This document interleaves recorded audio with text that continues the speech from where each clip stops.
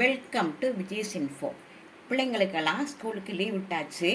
நம்ம ஸ்கூலுக்கு போகிற டைமில் அவசரமாக ஏதோ ஒன்று குழந்தைங்க சாப்பிட்றதுக்குள்ள இல்லையோ ஏதோ கொடுத்து அனுப்பிடுவோம். அந்த பிள்ளைகளை அரைகுறையாக சாப்பிட்டு போயிடுவாங்க. இப்போ பிள்ளைகளுக்கு லீவ் விட்டாச்சு. நம்ம கொஞ்சம் மெனக்கட்டால் பிள்ளைகளுக்கு டிசைனாக செஞ்சு கொடுக்கலாம். அவங்க சாப்பிட்றத பார்த்து ரொம்ப சந்தோஷமாகவும் இருக்கும். இந்த ஒன்றுமே இல்லை, இதில் ஒரு தோசை மாவு தான். அதில் நான் டிசைனாக கொஞ்சம் தோசைப்பொடி, கேரட்டு, உருளைக்கிழங்கெல்லாம் உள்ளே ஸ்டஃப் பண்ணி செஞ்சு கொடுத்துருக்கேன். இதை நல்லா குழந்தைங்க விரும்பி சாப்பிடுவோம். உங்களுக்கும் பிள்ளைங்க சாப்பிட பார்த்து சந்தோஷமாக இருக்கும். இதே மாதிரி டிசைனாக செஞ்சு உங்கள் பிள்ளைகளுக்கு அசத்துங்க. வாங்க இந்த தோசையெல்லாம் எப்படி செய்யலாம் நம்ம உங்களுக்கு காட்டுறேன். பேஸ் மாவு தான், தோசை மாவு தான். அதை வச்சு தான் நம்ம டிசைனாக செய்ய போகிறோம். உங்களுக்கு எப்படி செய்யுதுன்னு காட்டுறேன். இப்போ நான் ஒரு 4 உருளைக்கிழங்கு வேக வச்சு எடுத்துருக்கேன். இதை நம்ம நல்லா மசிச்சுக்குவோம்.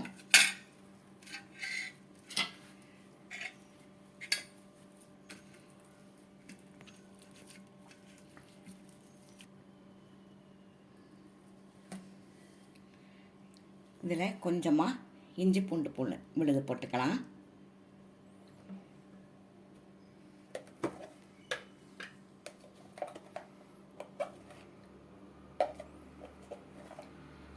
கொஞ்சமாக மிளகாத்தூள்,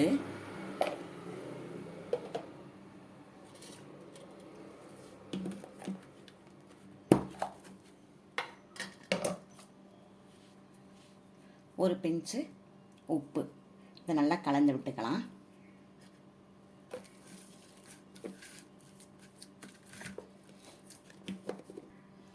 கொஞ்சமாக ஆனியனை நல்லா பொடியாக கட் பண்ணி வச்சுருக்கேன். அதையும் சேர்த்து இப்போ கலந்துடலாம்.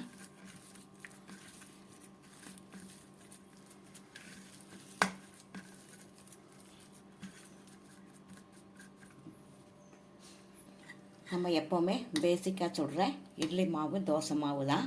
இதை வச்சு நம்ம டிசைனாக குழந்தைங்களுக்கு விருப்பப்படுற மாதிரி தோசை செஞ்சு தரலாம். இப்போ நம்ம ஆரம்பிக்கலாம். இப்போ பாருங்கள், குட்டி குட்டியாக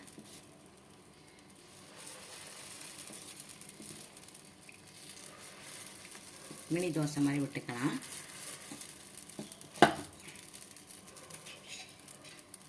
இதை நம்ம உருளைக்கிழங்கு மசாலா செஞ்சு வச்சுருக்கோம் இல்லையா, அதை போடலாம்.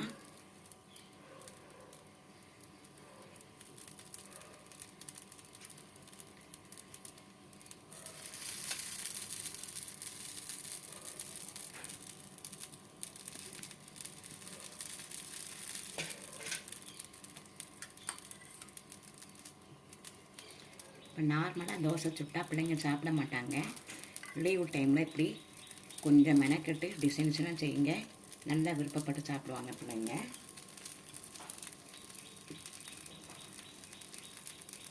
இதுக்கு மேலே கொஞ்சமாக மாவு போட்டு மூடிடுங்க.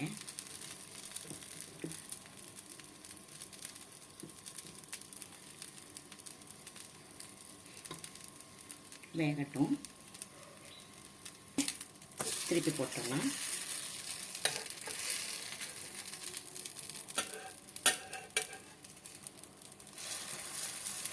நெய் விடனா விட்டுக்கோங்க, இல்லாட்ட நார்மல் நல்லெண்ணெய் விட்டால் போதும்.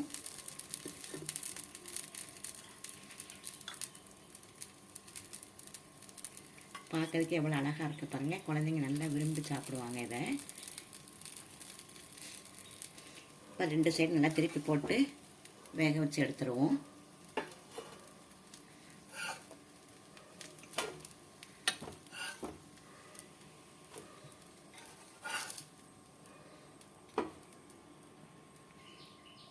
இப்போ அடுத்த மினி தோசை சுட்டுக்கலாம்.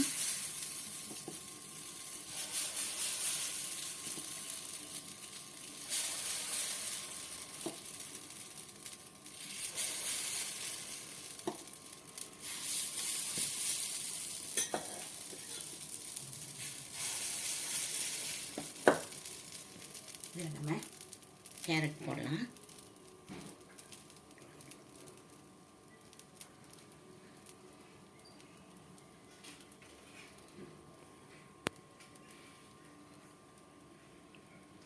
இதில் ஆனியன் போடலாம்.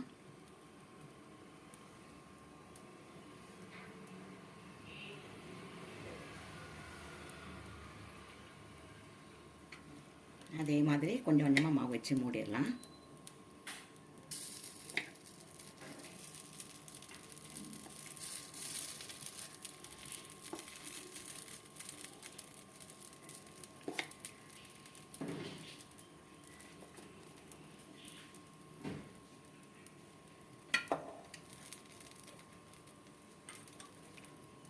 நார்மலாக நம்ம எப்பவும் சுடுற தோசை மாவு தான்.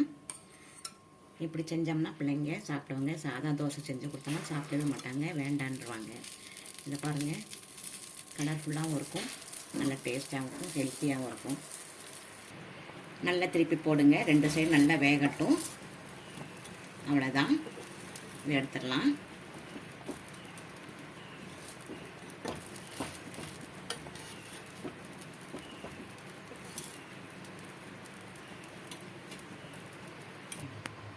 இப்போ பாருங்கள், அதே மாதிரி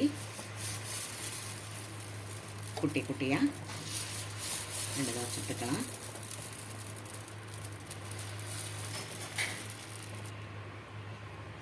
இதில் இப்போ சர்க்கரையை போட்டுடலாம். ரொம்ப இன்ட்ரெஸ்ட்டாக சாப்பிடுவாங்க பிள்ளைங்க. இதில் கொஞ்சம் நெய் விட்டுறலாம்.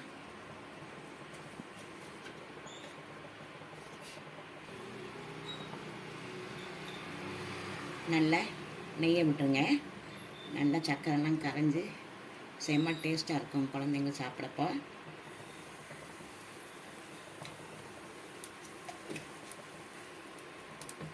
அதே மாதிரி மேலே கொஞ்சம் மாவு போட்டுடலாம்.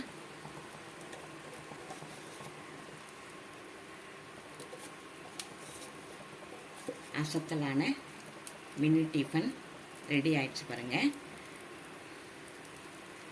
குழந்தைங்க விரும்பி சாப்பிட்டாங்கன்னா கொஞ்சம் மிளகாய் பொடி, தோசை பொடி கூட போட்டுக்குங்க, செம்ம டேஸ்ட்டாக இருக்கும்.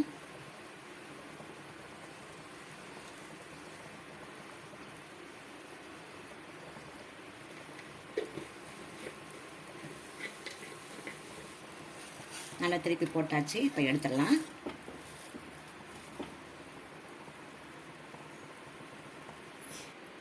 அசத்தலான ரொம்ப சிம்பிளான ஒரு 5 நிமிஷம் தான் மெனக்கிடணும்.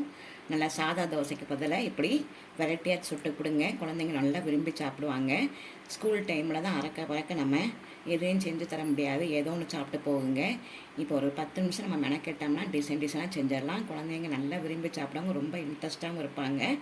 நீங்கள் செய்கிறப்ப பக்கத்தில் இருந்து அந்த பிள்ளைகளுக்கும் சொல்லி கொடுத்துருங்க, அவங்களும் அழகாக சின்ன குட்டி குட்டியாக போட்டு சாப்பிட்றதுக்கு நல்லா டேஸ்ட்டாக இருக்கும்.